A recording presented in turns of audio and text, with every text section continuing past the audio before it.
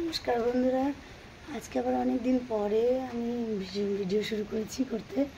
কারণ যে এই কদিন সত্যি মনের অবস্থা প্রচণ্ড পরিমাণে খারাপ ছিল। আমার হাজব্যান্ড প্রচণ্ড পরিমাণে অসুস্থ ছিল, আর অপারেশনের একটা ব্যাপার ছিল, যেটা হলো রিসেন্টলি ব্যাঙ্গালোর থেকে এসেছে।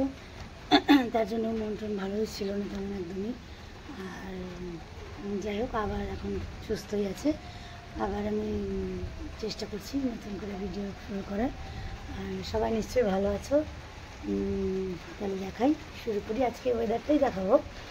আজকে এই কদিন ধরে যা গরমের পরে যা বৃষ্টি চলছে, প্রচণ্ড পরিমাণে বৃষ্টি এখানে 3-4 দিন ধরে।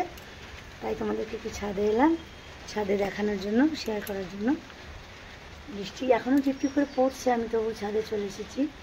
দেখো তোমরা, এই আমার ছাদ, সবুজ, বৃষ্টি টিপটিপ করে পড়ছে।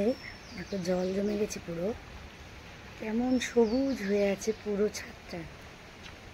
চারিধারও প্রকৃতি কেমন সবুজ, সবুজের ছোঁয়া। সমানে বৃষ্টি পড়ে যাচ্ছিল ঝরঝর করে, তবু না এসে পারলাম না ছাদে। মনে হলো না একটু যাই, সবসময় তো ঘরের মধ্যে, একটু ছাদে আসতে ইচ্ছে হলো। এই কদিন খুব টেনশনেই ছিলাম, কোনো মতো দিনটা পার করছিলাম। যাই হোক, এখন অনেক টেনশন পড়ে সবার, তোমাদের অনেক অনেক ভালোবাসাই। আমার হাজব্যান্ড অনেক সুস্থ, এখন মোটামুটি সুস্থ আছে এখন। তো তাই ভাবলাম যে না, আজ থেকে আবার একটু শুরু করি ভিডিও করাটা, আর তোমাদেরকে দেখানো, প্রাকৃতিক দৃশ্যটা দেখানোর খুব ইচ্ছা হলো, যেন উপরে উঠে এলাম। দেখো কেমন সবুজ হয়ে আছে পুরো ছাদটা, বৃষ্টি পড়ার পরে একদম সবুজ হয়ে গেছে। একদিন গাছপালার দিকেও তেমন মন দেওয়ার সময়ও পাইনি, আর মানসিক অবস্থাও তেমন ছিল না ঠিকঠাক।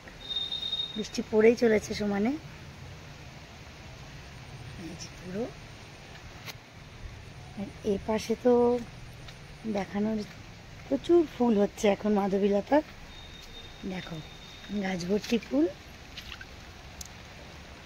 এই দেখো প্রচুর, এই ধারে তো অনেক হয়েছে, পরে আবার ভালো করে দেখাবো।